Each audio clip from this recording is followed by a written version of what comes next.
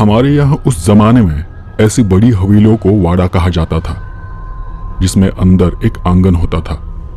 आसपास 10-12 बड़े बड़े कमरे होते थे और जहां 3-4 परिवार एक साथ रहते थे। मैं काफी देर से गहरी सांस लेते हुए उस वाड़े के सामने खड़ा था। वाड़े का दरवाजा बंद था और मैं ये सोच रहा था कि क्या यहाँ कोई रहता भी है, क्योंकि वहां आसपास कुछ भी नहीं था। बाहर के सारे पेड़ सूखे पड़े थे, जमीन बंजर और घास सूखी थी, मानो सालों से वहां कोई रहता ना हो। छत पर कुछ कौवे बैठे थे और उनकी काय काय की आवाज के सिवा वहां दूसरी कोई आवाज नहीं थी।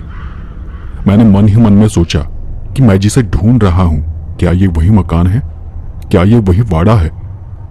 काफी देर सूटकेस पकड़े रहने के कारण मेरा हाथ दर्द करने लगा था। मैंने अपने हाथ का सूटकेस नीचे रखा और वाड़े के दरवाजे के पास चला गया। हल्के से दरवाजे की कुंडी बजाई और लगा जैसे मेरे आसपास का वातावरण एकदम से बदल गया है। लगा जैसे सब कुछ एकदम से शांत हो गया है। अंदर से मुझे कदमों की आहट सुनाई दे रही थी, दरवाजे तक चलकर आती कदमों की आवाज। मैं काफी देर तक उस दरवाजे को देखता रहा, एकटक, और मैंने पाया जैसे उस दरवाजे ने मेरी नजर को जकड़ रखा हो।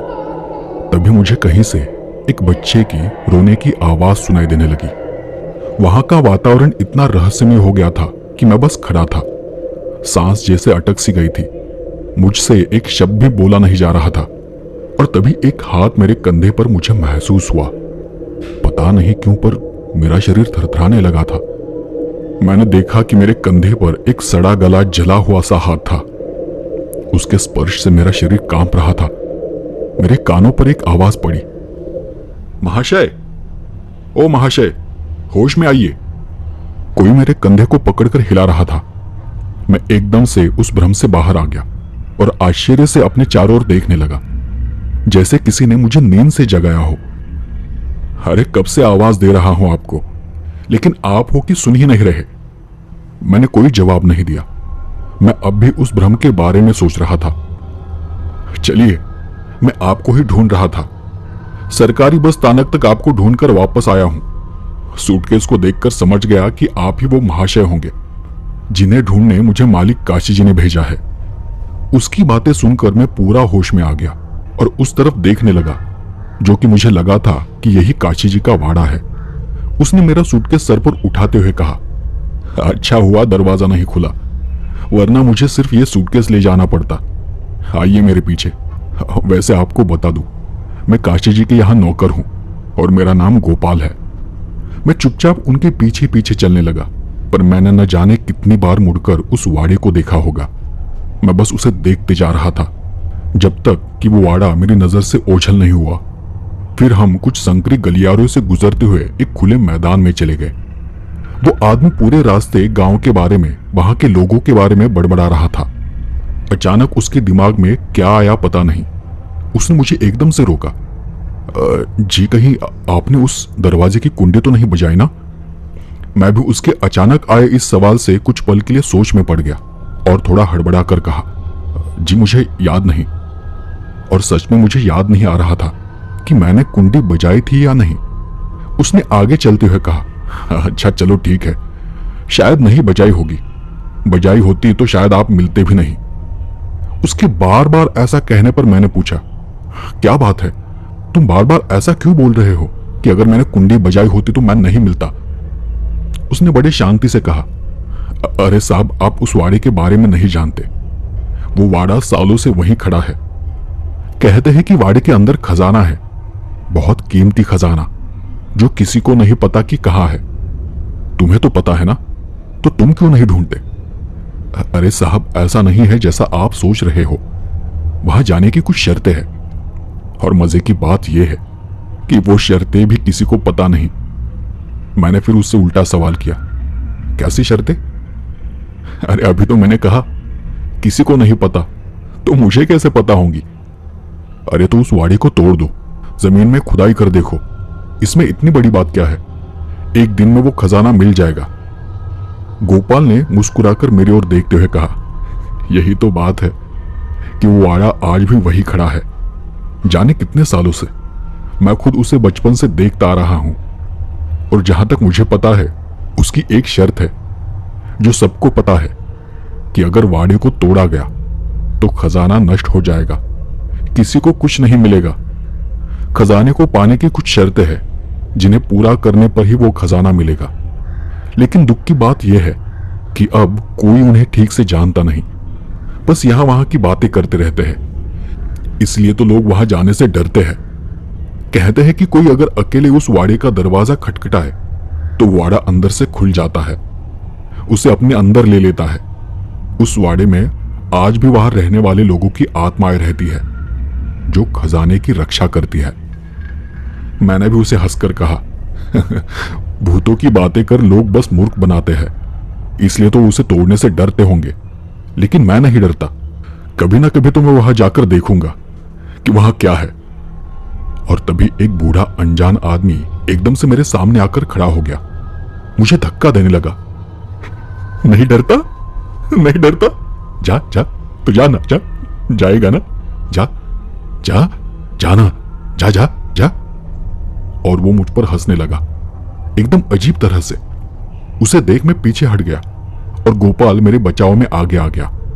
सुखी भाग यहां से, पागल कहेगा, जा भाग, साहब को तकलीफ मत दे, जा मंदिर में जा, वहां तेरे लिए खाना रखा है।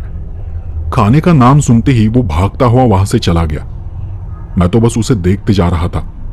गोपाल ने नीचे रखा बैग फिर से उठा लिया। अरे चलिए, ये तो ऐसे ही पागल है, मंदिर में बस पड़ा रहता है। ये तो बस खाना और खजाना, इन दो चीजों के लिए पागल है। अच्छा हाँ, तो मैं क्या कह रहा था कि उस वाड़े में भूत है जो उस वाड़े की खजाने की रक्षा करते हैं, और किसी ने वहां प्रवेश कर भी लिया तो वो उसे जिंदा नहीं छोड़ते। हम दोनों बातें करते करते एक मंजिला इमारत के सामने आ गए। असल में वो जगह गांव का चौराहा था जहां आसपास दुकानें थी, कपड़ों की, बर्तनों की और भी कई सारी। और वहीं ऊपर की मंजिल पर बैंक का दफ्तर था। उसने ऊपर की मंजिल की तरफ इशारा करते हुए कहा, साहब वो देखिए, वहां जो बड़ी पार्टी लगी है ना, वही आपका ऑफिस है, और इसी के पीछे एक वाड़ा है जहां आपके रहने का इंतजाम किया है, जिसे आप ढूंढ रहे थे। पर ऑफिस की चाबी मालिक के पास है, जो आपको शाम को मिलेगी। अब मैं आपको वाड़े पर छोड़ देता हूं, आप जाकर आराम कीजिए, मैं फिर शाम को आपको बुलाने आ जाऊंगा। गोपाल ने मुझे पीछे वाड़े पर छोड़ दिया। सफर के कारण मैं थका हुआ था और इसलिए हाथ मुंह धोकर मैं सीधे आराम करने चला गया। शाम को वक्त क्या हुआ था पता नहीं, बस दरवाजा बजा और मेरी नींद खुल गई। गोपाल दरवाजे में खड़ा था। मालिक ने आपको खाने पर बुलाया है। मैं तैयार होकर गोपाल के साथ चल दिया। काशी जी की हवेली काफी बड़ी थी। वो गांव के कुछ अमीर लोगों में से एक थे। उन्होंने मेरा स्वागत किया और थोड़ी बातें कर हम खाना खाने बैठ गए। खाना खाते समय अचानक मेरे मुंह से वो बात निकल गई, काशी जी, वो गांव के रास्ते में जो वाड़ा है वो किसका है? काशी जी ने नजर उठाते हुए घूर कर ही मुझे देखा, लेकिन मेरी बात का कोई जवाब नहीं दिया। नौकर भी थोड़ा हड़बड़ा गया और अंदर कमरे में चला गया, पर मैंने शांति से अपना खाना जारी रखा। एक गहरी सांस लेते हुए उन्होंने कहा, हमारा ही है, हमारे पूर्वज वहां रहा करते थे। पर अगर आप खजाने के बारे में पूछना चाहते हो तो एक बात आप ठीक से समझ ले कि वहां कोई खजाना वजाना नहीं है। मैंने थोड़ा हंसते हुए ही कहा, मैं भी गोपाल को वही कह रहा था कि वहां कोई खजाना नहीं है। गोपाल अंदर के कमरे से छुपकर बाहर देख रहा था। खाना खत्म होने के तुरंत बाद काशी जी ने कुछ चाबियां मेरे हाथ में थमा दी और गोपाल को देखते हुए कहा, इन्हें घर तक छोड़ाओ और ठीक से समझा दो। मुझे उनकी बात समझ नहीं आई कि उन्होंने ऐसा क्यों कहा, पर इतना बोलकर वो सीधे अंदर चले गए। शायद वो मेरी बात से नाराज थे। गोपाल अपने सर पर हाथ मारते हुए बाहर आ गया और मुझे खींचकर ही बाहर ले गया। अरे साहब, आपको उनसे ऐसी बात नहीं करनी चाहिए थी। आपको नहीं पता, पर उनका पूरा परिवार वहां जलकर राख हुआ है। गोपाल की बात सुनकर मुझे दुख हुआ। तुमने मुझे पहले क्यों नहीं बताया? अपनी बात को संभालते हुए उसने कहा, अच्छा जाने दीजिए, बस इसके बाद कभी भी काशी जी के सामने उस वाड़े का नाम मत निकालिए। उस पर मैंने फिर वही सवाल किया, ठीक है, लेकिन क्या उन्हें वहां जाने की शर्तों के बारे में पता है? गोपाल ने पलटकर कहा, क्यों, आपको भी वहां जाना है? नहीं, बस ऐसे ही पूछ रहा हूं। अरे साहब, मुझे नहीं पता। तभी वो पागल आदमी फिर से मेरे सामने आ गया। जाएगा? जाना, जा जा जा जा। तुझे भी खजाना चाहिए होगा ना? जा जा जा। इस बार गोपाल ने उसे पीछे धकेल कर कहा, सुखी, क्यों बार बार हमें तंग कर रहा है? जा, भाग यहां से। तेरे लिए घर के बाहर खाना रखा है, जाकर खा ले। खाने का नाम सुनकर वो फिर से वहां से भाग गया। मैं अपने बाड़े पर आया और उस भूतिया वाड़े के बारे में सोचते हुए ही सो गया। दूसरे दिन मैंने दफ्तर खोला, सभी फाइलें वगैरह चेक की, गोपाल को साथ लेकर थोड़ी साफ सफाई भी की और उसी दोपहर मैं बैंक से कैश लाने जिला कार्यालय निकल गया। जिला कार्यालय से वापस आते आते मुझे शाम हो गई थी। सूरज डूब रहा था, पंछी अपने अपने घरों को वापस लौट रहे थे, परछाइयां धुंधली पड़ चुकी थी और चलते चलते एक आवाज ने मेरा ध्यान आकर्षित कर लिया। मैंने देखा कि सुखी उस पुराने वाड़े के पास बैठा कुछ खुदाई कर रहा था। मैंने गौर से उसे देखा, देखने लगा कि वो वहां क्या कर रहा है, पर वो एकदम से रुक गया, जैसे उसे पता चल गया था कि मैं दूर उसके पीछे खड़ा हूं। और उसने पलट कर देखा। मुझे तो कुछ सूझा ही नहीं कि मैं क्या करूं। वो वैसा ही मुझे घूरता रहा और एकदम से खड़ा हो गया। जैसे ही वो खड़ा हुआ, मैं तेजी से गांव की ओर चलने लगा। अगर मुझे थोड़ा भी महसूस होता कि वो मेरे पीछे आ रहा है तो शायद मैं दौड़कर ही चला जाता, लेकिन कुछ दूर जाकर मैंने पीछे देखा। मेरे पीछे तब कोई भी नहीं था। रात गोपाल मुझे खाना देने मकान पर आ गया। कुछ देर बाद जब मैं खाना खा रहा था तो मैंने देखा कि खिड़की के बाहर सूखी खड़ा था। दूर खड़े होकर वो मुझे देख रहा था। मैंने अपना ध्यान हटा लिया और चुपचाप खाना खाने लगा। फिर भी कुछ देर बाद मैंने नजर चुराकर खिड़की में देखा तो अब वो वहां से गायब हो चुका था। मैंने खाना खत्म किया और कुछ हिसाब किताब कर सो गया। उस रात मुझे शरीर पर कुछ रेंगता हुआ महसूस हुआ, जैसे कोई बच्चा मेरे आसपास खेल रहा हो। मैं एकदम से नींद से जाग गया। अपनी आंखें खोली और देखा तो मैं कहीं एक घने अंधेरे में खड़ा था। आसपास ठंडी हवाएं बह रही थी। मैं अंधेरे में यहां वहां टटोलने लगा कि मैं कहां हूं। तभी मेरा हाथ एक लकड़ी के दरवाजे पर पड़ा। हाँ, वो वही दरवाजा था, एक बड़ा सा दरवाजा। मेरा हाथ पड़ते ही वो दरवाजा एक भयानक करकराती आवाज करते हुए खुल गया। एकदम से वहां सब कुछ प्रकाशमान हो गया, जैसे आसपास हजारों दिए जल रहे हो। शायद ये वही पुराना वाड़ा था, वही भूतिया वाड़ा जिसके बारे में लोग बातें करते थे। अंदर कहीं से मुझे रोने की आवाज आने लगी और उसी पल मुझे अपने पीछे कुछ महसूस हुआ। लगा जैसे मेरे पीछे कोई खड़ा है। मैं उसकी सांसों को महसूस कर पा रहा था। पता नहीं मेरे पीछे क्या था। मैं मुड़कर देखने ही वाला था कि एक अजीब आवाज मेरे कानों पर पड़ी। पीछे मत देखो, मुझे देखोगे तो मर जाओगे। तुमने एक शर्त पूरी की है, अब बस दूसरी शर्त को पूरा करो, फिर सारा खजाना तुम्हारा हो जाएगा। उस आवाज से मेरा शरीर थर-थर कांपने लगा। बहुत ही भयानक आवाज थी वो। मेरे शरीर के साथ साथ मेरे होंठ भी कांप रहे थे। शरीर ठंडा पड़ गया और मैंने थरथराती हुई आवाज में ही पूछा, कौन सी शर्त? अपने पीछे से मैंने एक लंबी गहरी सांस की आवाज सुनी और मुझे मेरे कंधे पर एक हाथ महसूस हुआ। मैंने अपने कंधे की ओर देखा। एक सड़ा गला सा हाथ मेरे कंधे पर था। नाखून लंबे और काले पड़े हुए थे। ऐसा लग रहा था कि वो हाथ जलकर पिघल गया हो। उस सड़े हाथ को देख घबराकर ही मैंने वो हाथ हटाया और मैं एकदम से नींद से जाग गया। बाप रे, इतना भयानक सपना। मैंने हाथ से ही अपना पसीना पोंछ लिया, अपने आप को समझाया और शांत किया। सिगरेट निकालकर मैं खिड़की के पास जाकर खड़ा हो गया और सिगरेट पीते हुए ही मैंने देखा कि बाहर कोई खड़ा था, मुझे ही घूर रहा था। मैंने उसे गौर से देखा तो वो सूखी था। ये पागल न जाने मेरे पीछे क्यों पड़ा है।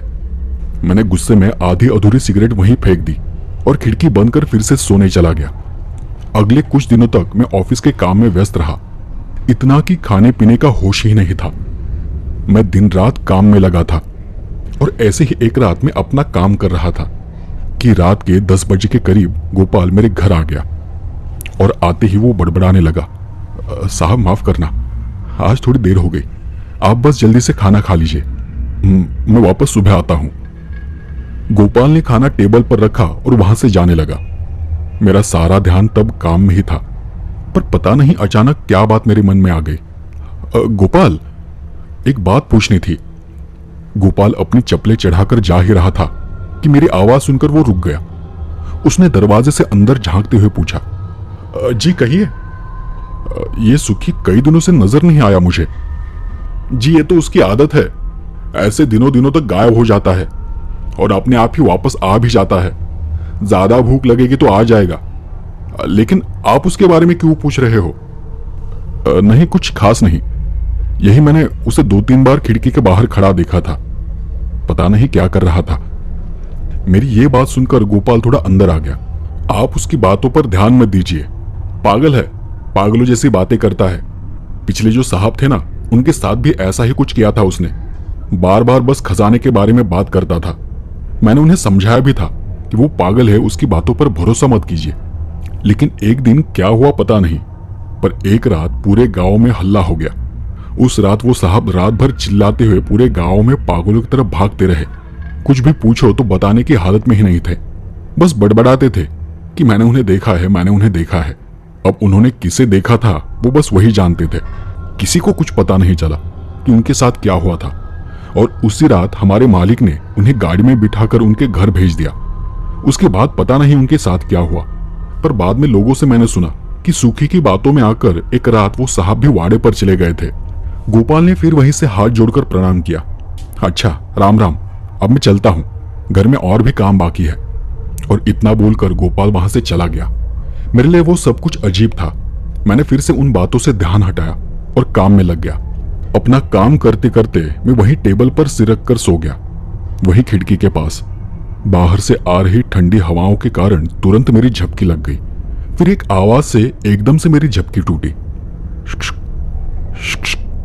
मैं थकावट के कारण अपनी आंखें खोल नहीं पा रहा था। मैंने फिर वही आवाज सुनी। काफी देर बाद मैंने आंखें खोली। किसी तरह से अपने चेहरे पर आई लार को पूछा और आंखों को झपकते हुए बाहर देखने की कोशिश की। सूखी खिड़की के पास खड़ा था, खिड़की की सलाखों को पकड़कर। उसे अचानक सामने देख मैं थोड़ा पीछे हट गया और मैंने हड़बड़ाकर ही कहा, क्या चाहते हो तुम? हाँ? उसने और खिड़की के पास आते हुए कहा, आप जाओगे खजाना ढूंढने? मुझे उसकी शर्तें पता है, सारी शर्तें पता है, बोलो जाओगे आप? मैंने उससे अपनी नजर हटाते हुए कहा, नहीं नहीं, तुम चले जाओ यहां से, मुझे खजाने में कोई इंटरेस्ट नहीं है, अमीर बनने का कोई शौक नहीं है। उसने फिर अपनी आंखें बड़ी बड़ी करते हुए कहा, पहली शर्त, खजाना उसी को मिलेगा जिसमें उसे पाने का मोह नहीं है, लालच नहीं है। उसकी वो बात सुनकर मुझ में कुतूहल जाग गया, पर फिर भी मैंने कहा, देखो तुम क्या बोल रहे हो मुझे कुछ पता नहीं, पर मुझे कोई खजाना नहीं चाहिए। मेरी बात को सुनकर उसकी आंखों में आंसू आ गए।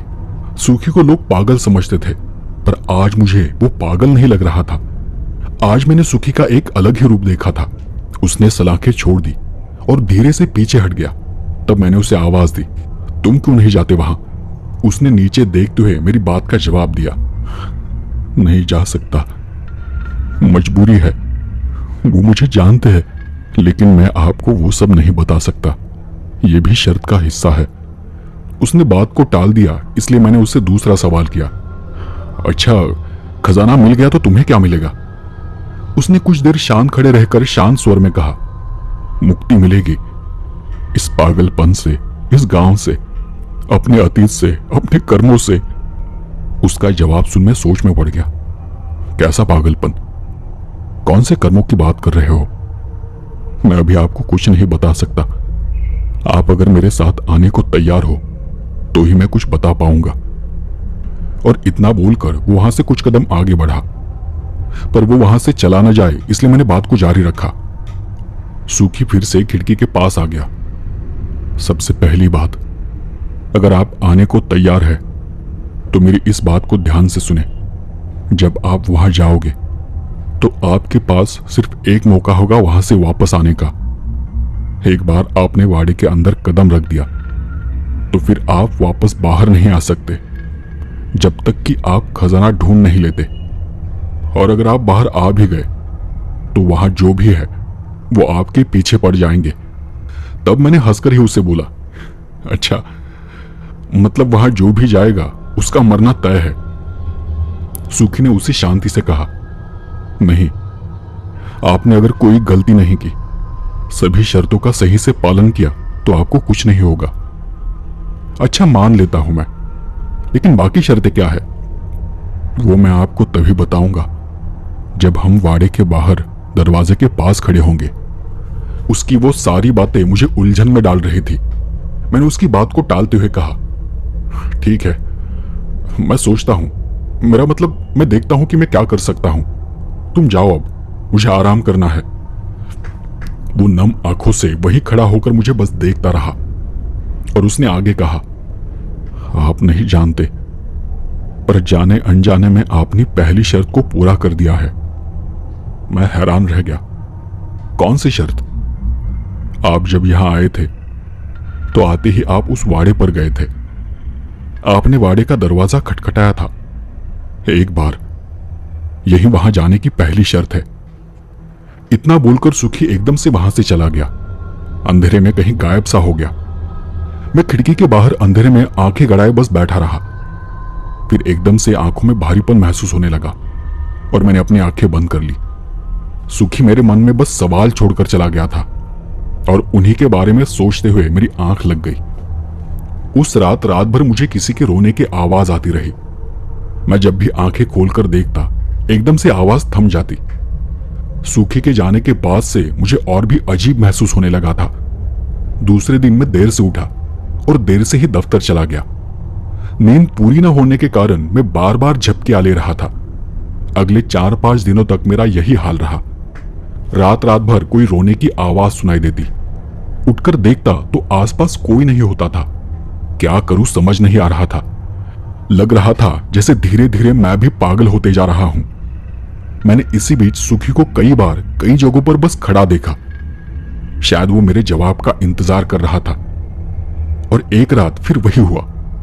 मैं गहरी नींद की हालत में था और मुझे अपने शरीर पर कुछ रेंगता सा महसूस हुआ। शरीर पर कुछ भारी सा लगने लगा। मुझे हर रात ये एहसास होता था और इस कारण से मेरी नींद भी काफी कच्ची हो गई थी। मैंने एकदम से अपनी आंखें खोली तो मेरे शरीर पर एक बच्चा रेंग रहा था और रेंगते हुए वो एकदम से मुझे घूरने लगा। एकाएक उसके रोने की आवाज वहां गूंजने लगी। मैं झटपटाकर वहां से हट गया, नीचे गिर पड़ा। बिस्तर पर देखा तो वहां कुछ भी नहीं था। ये बच्चे का क्या चक्कर है? मुझे कुछ भी समझ नहीं आ रहा था। मैंने अपने आसपास कई बार एक बच्चे को महसूस किया था और रोज मुझे उस बच्चे की रोने की आवाज सुनाई दे रही थी। आज फिर वही बच्चा मुझे दिखाई दिया था। मैं वहां से उठ खड़ा हुआ तो पीछे से मुझे वही आवाज आई।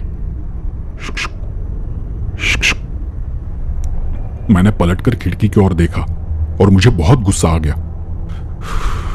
मेरे साथ ये सब क्या हो रहा है? तुमने मेरे साथ क्या किया है? मुझे बहुत दिनों से नींद नहीं आ रही। नींद आती है तो आवाजें सुनाई देती है। मैं पागल हो जाऊंगा सुखी। तुम्हें समझ नहीं आता कि मुझे खजाना नहीं चाहिए, मुझे बस शांति से जीने दो। मैं सुखी पर चिल्लाए जा रहा था। वो चुपचाप वहां से चला गया। लेकिन उसके जाने के बाद उस रात पहली बार मुझे शांति से नींद आई। शायद गुस्सा करने के कारण सब कुछ अपने आप शांत हो गया था। उस दिन के बाद मुझे कोई बुरा एहसास नहीं हुआ। अब सब कुछ रुक गया था अचानक से। मैं अगले दिन सुबह अपने गांव चला गया। सोचा कि घर वालों के साथ कुछ दिन बिताऊंगा तो मन शांत हो जाएगा। गांव से वापस आने के बाद मैं फिर से फ्रेश माइंड से काम में लग गया। अगले 2-4 दिन इतना काम रहा कि मेरा सारा ध्यान, मेरा सारा समय काम में ही व्यस्त रहा। सारे रिकॉर्ड ढूंढने में और उन्हें ठीक करने में मेरा सारा वक्त जा रहा था। उसके 4-5 दिन बाद मुझे महसूस हुआ कि इतने दिनों में सुखी मुझे कहीं दिखाई ही नहीं दिया, या शायद मैं ही काम में व्यस्त था। एक दिन सुबह गोपाल खाना लेकर मेरे घर आ गया तो मैंने उसे बैठने के लिए कहा। अरे गोपाल, सुखी दिखाई नहीं दिया मुझे, काफी दिन हो गया है। सुखी का नाम सुनते ही गोपाल के चेहरे का रंग उड़ गया और उसने गंभीर स्वर में कहा, यह बात तो मैं आपको बताना ही भूल गया। क्या आपको पता नहीं कि सुखी की मौत हो गई है? शायद आप यहां से अपने गांव गए थे उसके 2 या 3 दिन बाद। गोपाल की बात सुनकर मेरे तो होश ही उड़ गए। क्या? कैसे हुआ ये? पता नहीं, लेकिन उसकी लाश वाड़े के बाहर पड़ी हुई थी। काशी जी ने ही उसका अंतिम संस्कार कराया है। सुखी के बारे में सुनकर मुझे दुख हुआ। तभी गोपाल ने आगे कहा, पर एक दिन एक अजीब बात हुई थी।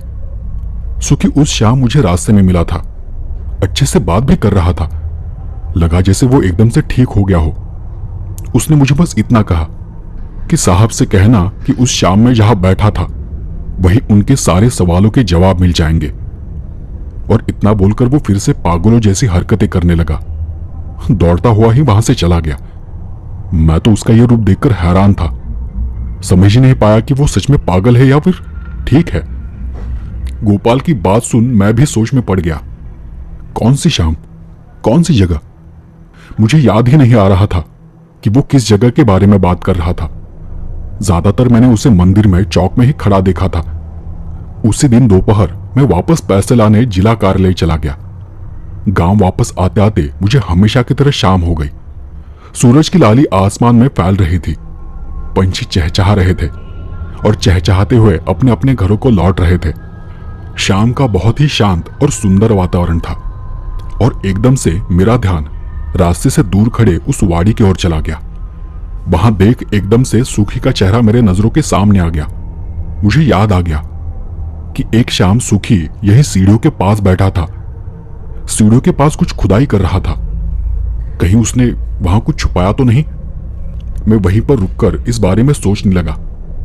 गांव के लोग उस वक्त रास्ते से गुजर रहे थे, इसलिए सोचा कि अंधेरा होने के बाद वहां जाऊंगा और देखूंगा कि वहां क्या है। वरना गांव के लोगों ने मुझे देख लिया तो सोचेंगे कि मैं भी खजाने के लिए पागल हो गया हूं। धीरे धीरे सब कुछ अंधेरे में डूबता चला गया। घना अंधेरा होने के बाद मैं अकेला ही वहां चला गया। मैंने अपने साथ एक बड़ा पेचकस और एक छोटी टॉर्च ले ली थी। अंधेरे में टटोलते हुए मैं वाड़े की तरफ जा रहा था। वहां पहुंचते ही मुड़कर मैंने यहां वहां देखा। सब तरफ नजर घुमा ली। दूर दूर तक वहां कोई नहीं था तो बस घना अंधेरा, गहरा सन्नाटा, बस हवाओं की साए साए करती आवाज थी। मैं धीरे से सीढ़ियों के पास बैठ गया और उस जगह को ढूंढने लगा जहां खुदाई के निशान हो। वहीं एक जगह पर एक छोटा मिट्टी का ढेर लगा था। मैंने जेब से पेचकस निकाला और उस जगह को खोदना शुरू किया। ज्यादा देर नहीं लगी मुझे।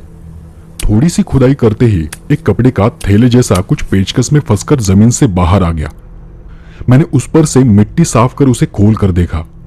उसमें एक पुराना कागज जैसा टुकड़ा था। मैंने उस टुकड़े को खोला और उसे पढ़ने लगा। अगर आप इस कागज को पढ़ रहे हो तो मैं आपको बताना चाहता हूं कि मुझे अब भी मुक्ति नहीं मिली है। मरने से मुक्ति नहीं मिलती, मुक्ति कर्मों से होती है। मैं इस कागज में सब कुछ लिख नहीं पाऊंगा, पर मैं आपको सच बताना चाहता हूं कि यहां कोई खजाना नहीं है, पर वहां क्या है यह भी मैं आपको बता नहीं पाऊंगा। यही शर्त है। मैंने बता दिया तो आप उसे कभी ढूंढ नहीं पाओगे या वो कभी मिलेगा नहीं। बस इतना बता दूं कि जो कुछ यहां था सब जलकर राख हो गया है। मैंने ही सब कुछ जला दिया था, अपने परिवार को भी। पर यहां कुछ है जो मुक्ति के लिए तरस रहा है, ठीक मेरी तरह। बाकी आपके जो भी सवाल है उन सारे सवालों के जवाब आप मेरे सबसे करीबी दोस्त काशी जी से पूछ सकते हैं। आप बस उनके सामने मेरा नाम ले लीजिए, वो आपको सब बता देंगे। अब ये आप पर है कि आप क्या करना चाहते हैं। अगर आप मेरी मदद करना चाहते हैं तो पीछे की ओर लिखी शर्तों को पढ़ ले, वरना इस कागज को जलाकर यहीं पर फेंक दे। मैंने उस कागज को पलटा और उस पर लिखी शर्तों को पढ़ने लगा। सबसे पहले सिर्फ एक बार दरवाजे की कुंडी बजानी है, फिर थोड़ा इंतजार करना। अंदर से कदमों की आहट सुनाई देगी, मतलब कोई अंदर से चलकर दरवाजे तक आ जाएगा। लेकिन उस आवाज से घबराना नहीं, बस शांत खड़े रहना। अब दूसरी शर्त, यहां एक बात पर ध्यान दीजिए कि अगर आप वापस लौटना चाहते हो तो 2 बार कुंडी बजाने से पहले लौट सकते हो। लेकिन अगर आपने 2 बार कुंडी बजा दी तो आप पीछे नहीं हट सकते। वहां की सभी बुरी आत्माएं आपके पीछे पड़ जाएंगी आपकी जान ले लेंगी। 2 बार खटखटाने का अर्थ है कि आप अपनी मर्जी से अंदर जाने को तैयार है। जब कदमों की आवाज थम जाए उसके बाद 2 बार कुंडी बजानी है। कुंडी बजाते ही झट से अपनी आंखें बंद कर लीजिए, क्योंकि आप उन्हें देख नहीं पाओगे। उन्हें देखते ही आपकी आंखें फट जाएंगी, आपको कुछ समझ नहीं आएगा और वो आपको आसानी से मार देंगे। आप जब तक उन्हें देखते नहीं वो आपका कुछ भी बिगाड़ नहीं सकते। फिर जब दरवाजा खुलेगा आपको बस कुछ कदम अंदर जाना है। अंदर जाते ही दरवाजा फिर से बंद हो जाएगा। अब कुछ भी हो जाए आपको अपनी आंखें बंद रखनी है।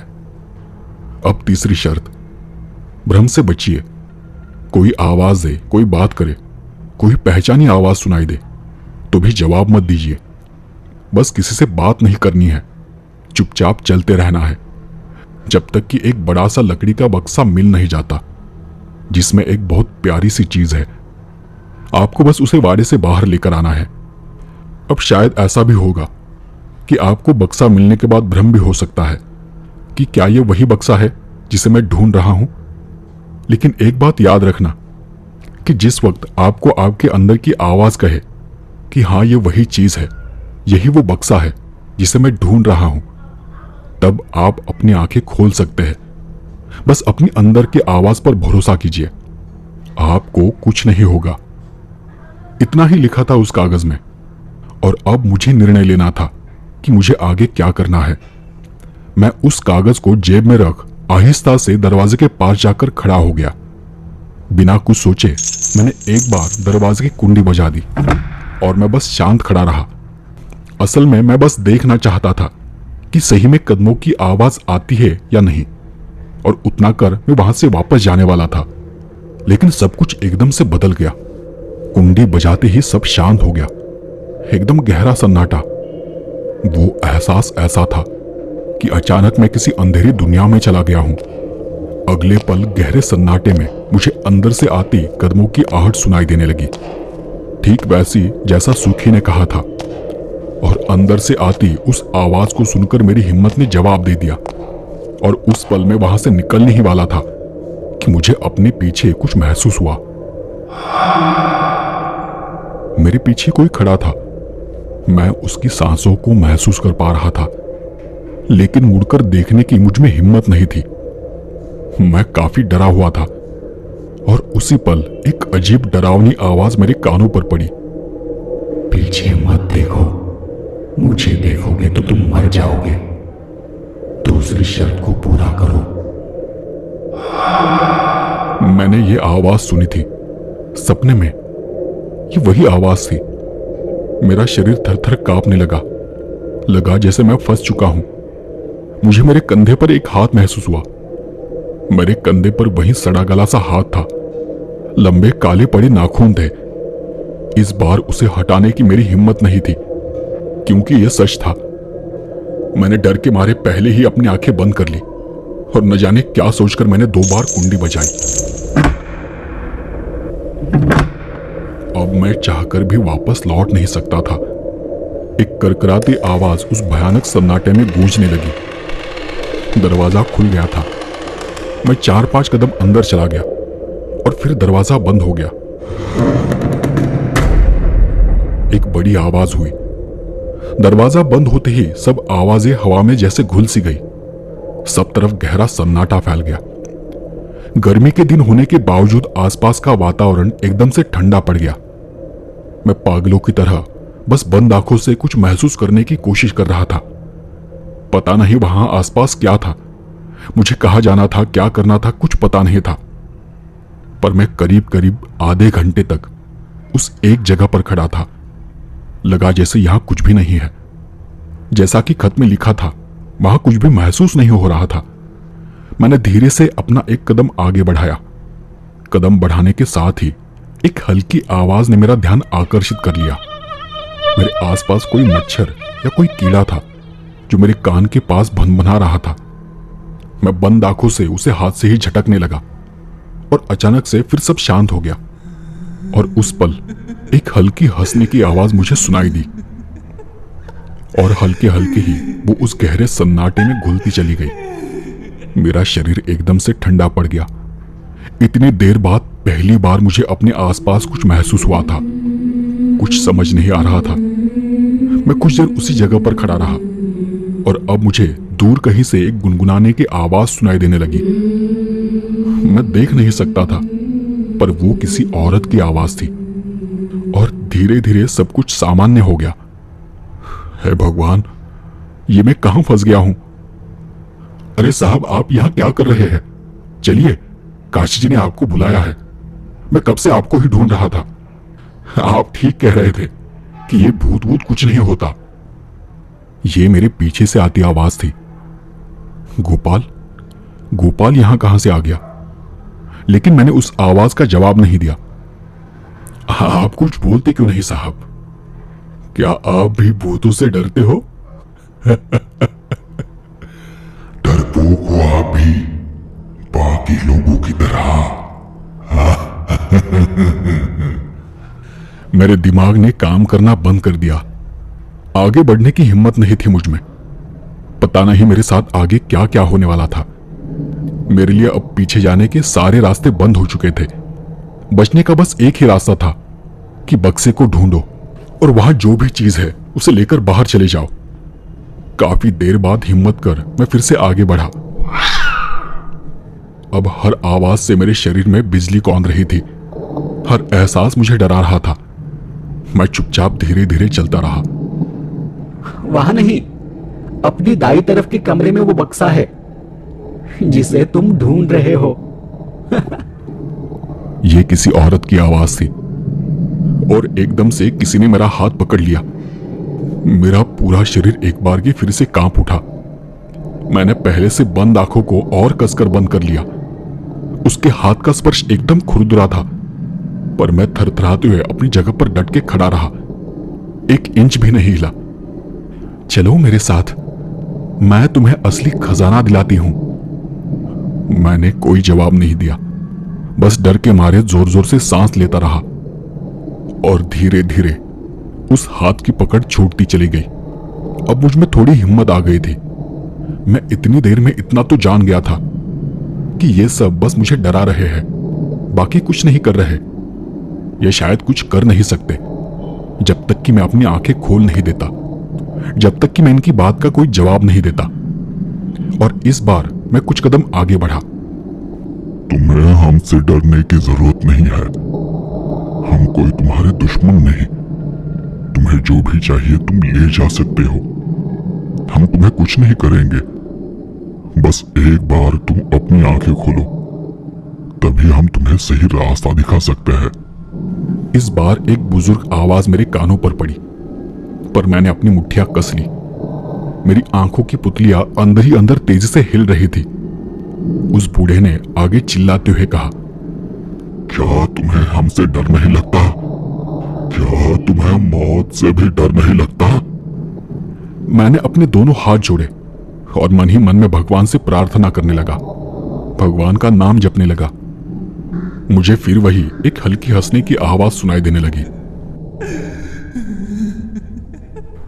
ऐसे तुम उसे कभी ढूंढ नहीं पाओगे जिसे तुम ढूंढ रहे हो। ऐसे ही ढूंढते ढूंढते मर जाओगे। और उसी पल मुझे एक रोने की आवाज आने लगी। किसी बच्चे की रोने की आवाज, एक बारीक आवाज। मैं 2-4 कदम उस आवाज की दिशा में बढ़ा और उसे गौर से सुनने की कोशिश करने लगा। वो कोई छलावा नहीं था, कोई भ्रम नहीं था। उसमें दर्द था, एक पुकार थी अपनी मां के लिए। मैंने ये आवाज पहले भी कहीं सुनी है। हाँ, मुझे याद आ गया। ये आवाज तो मैंने अपने सपने में सुनी थी। मैं उस आवाज की दिशा में अपने कदम बढ़ाता रहा, पर तब उस वक्त मुझे एक साथ कई सारी आवाजें सुनाई दे रही थी। तुम मरने वाले हो, कोई नहीं बचा सकता। ये हमारी दुनिया है, वापस नहीं जाओ, हमारे साथ रहोगे। लेकिन मेरा पूरा ध्यान बस उस बच्चे की आवाज पर था।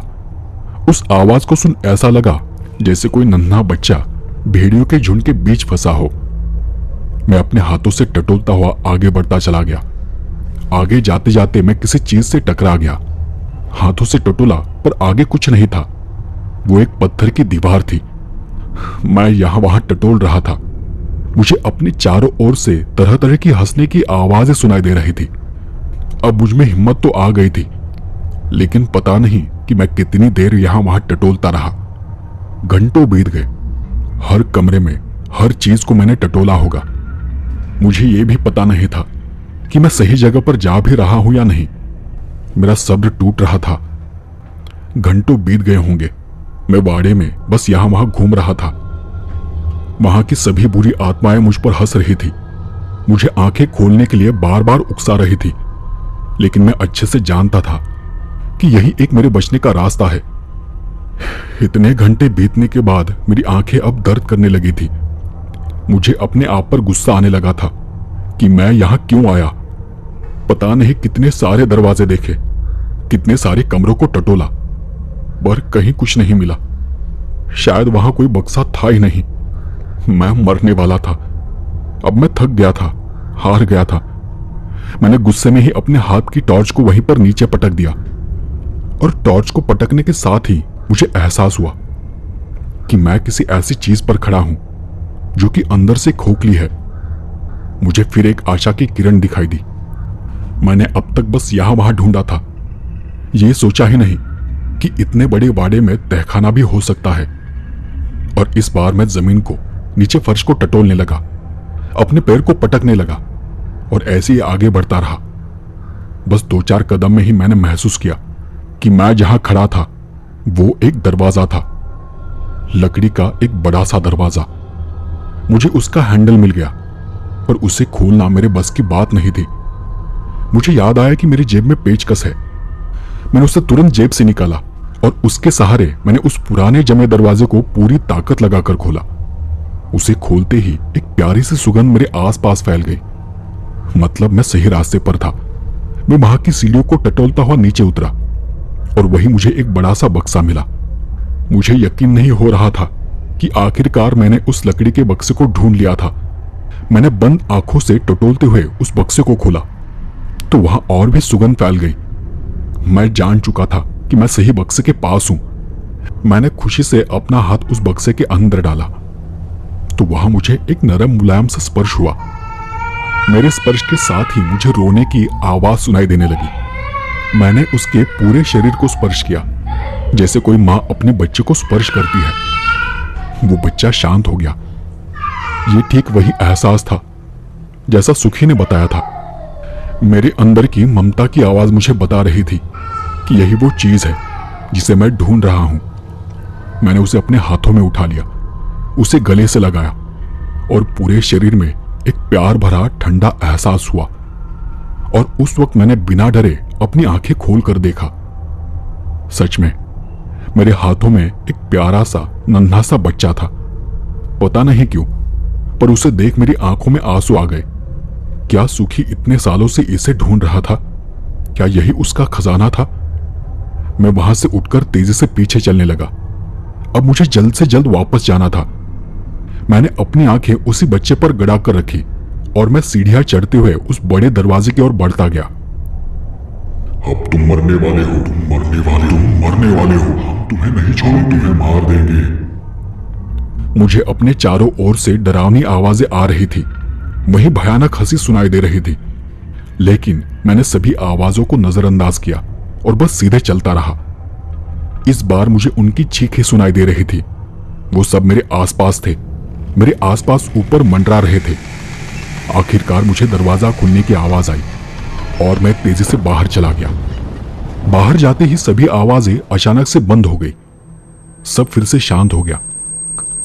बस एक बारीक सी आवाज मेरे कानों में काफी देर तक गूंजती रही, फिर धीरे धीरे वो भी कम होती गई। मैंने सामने देखा। मेरे सामने एक औरत खड़ी थी। सड़ा गला चेहरा, सड़े गले हाथ, लंबे नाखून, लेकिन उसे देख मुझे जरा भी डर नहीं लगा। बच्चे को देख उसकी आंखों में आंसू भर आए थे। उसने अपने दोनों हाथ आगे बढ़ाए। मैंने बच्चे को उसके हाथ में दे दिया। बच्चे को गले लगाकर वो मुसमुसाकर रोने लगी और देखते ही देखते उसका हाथ, उसका शरीर, सब कुछ बदलने लगा। वो एक सुंदर औरत में बदल गई। मैंने देखा कि वही थोड़ी दूर सुखी खड़ा था, जिसके चेहरे पर खुशी की मुस्कान थी उसने मुझे देख दूर से ही अपने दोनों हाथ जोड़े और मुझे धन्यवाद दिया। पर वो सब कुछ देख मेरा दिल भर आया था। सवेरे के उगते सूरज की किरणों के प्रकाश में सूखी वो औरत और उस नन्हे बच्चे की, उन सभी की परछाइयां घुलती चली गई किसी चमकते सोने की तरह, और एक तेज रोशनी मेरे आसपास फैल गई हर तरफ। मैं कुछ भी देख नहीं सका। मैं शांत मन के साथ वही सीढ़ियों पर बैठा रहा। मेरा सारा शरीर कोयले सा काला पड़ चुका था। काफी देर बाद मैं काशी जी के वाड़े पर चला गया, उसी हालत में। उनका दरवाजा खुला ही था। वो अपने कमरे में आराम कुर्सी में बैठे थे। उनका ध्यान मेरी ओर नहीं था, लेकिन शायद वो समझ गए थे कि मैं दरवाजे के पास खड़ा हूं। उन्होंने मेरा आना महसूस कर लिया था और मुझे बिना देखे ही उन्होंने कहा, अंदर आइए।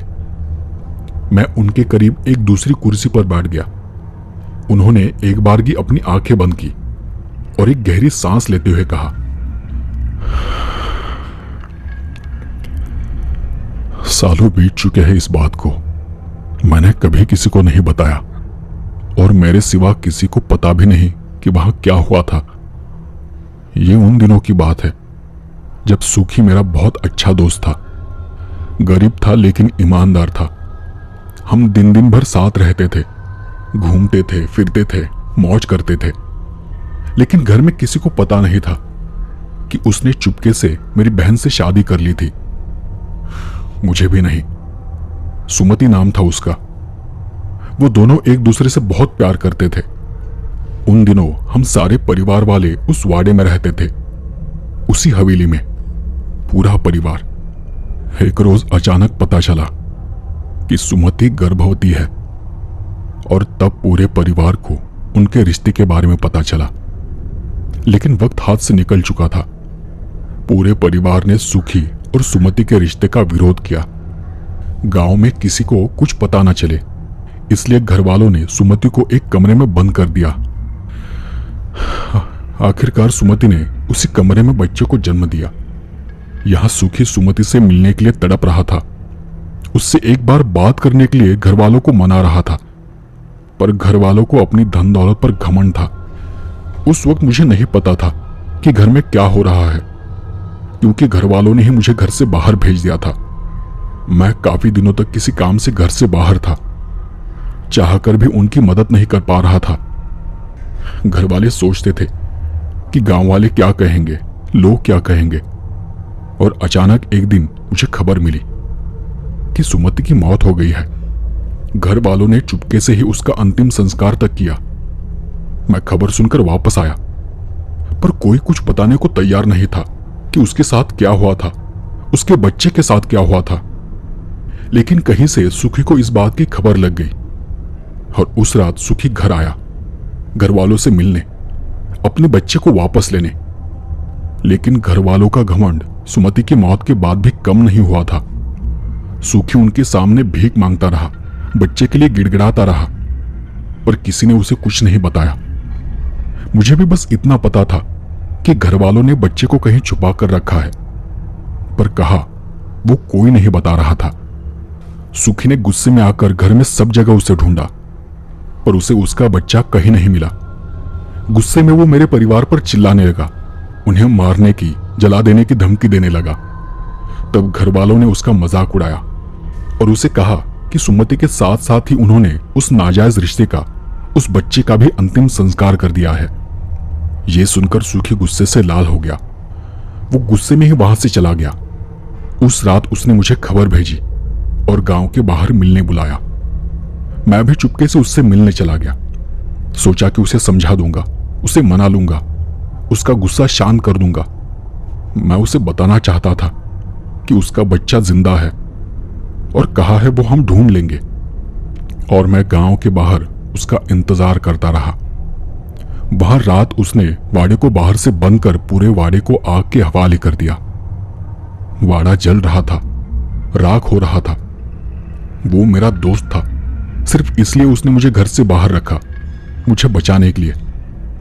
और जब वो मुझे मिला तब मैंने उसे बताया कि बच्चा हवेली में ही है, जिंदा है, उसे कहीं छुपा कर रखा है, किसी बक्से में।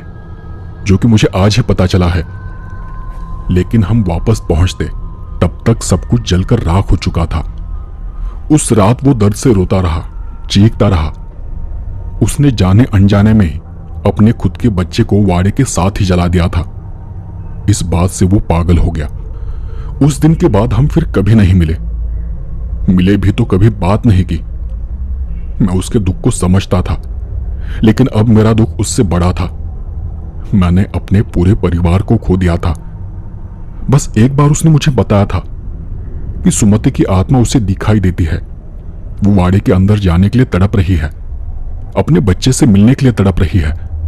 पर वो लोग आज भी वही है, उन सब की आत्माएं वही है, और वो उसे और मुझे अंदर जाने नहीं देती।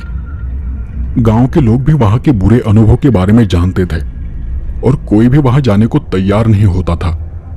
मैंने भी उसकी मदद करने से इनकार कर दिया। इसलिए फिर सुखी ने जानबूझकर यह अफवाह फैलाई कि उस वाड़े में खजाना है, ताकि किसी की मदद से वो अपने बच्चे की आत्मा को उनके चंगुल से छुड़ा सके। और शायद आज वो हो गया। मैंने कभी सुखी से कहा नहीं, लेकिन मुझे भी सुमति की आत्मा दिखाई देती है हर रोज। आज पहली बार मुझे वो दिखाई नहीं दी, और तब जाकर मुझे एहसास हुआ कि शायद उसकी आत्मा को मुक्ति मिल गई है। और तुम्हें देख मुझे पूरा यकीन हो गया। इतना बोलकर वो चुप हो गए। खिड़की से बाहर दूर शून्य में ताकते बैठे रहे। काशी जी की सारी बातें सुनने के बाद मैंने उनसे एक शब्द भी नहीं कहा और मैं चुपचाप वहां से उठकर चला गया। आज बहुत दिनों बाद मैं शांति से अपनी नींद पूरी करने वाला था। तो दोस्तों, आपको यह कहानी कैसी लगी मुझे कमेंट कर जरूर बताएं।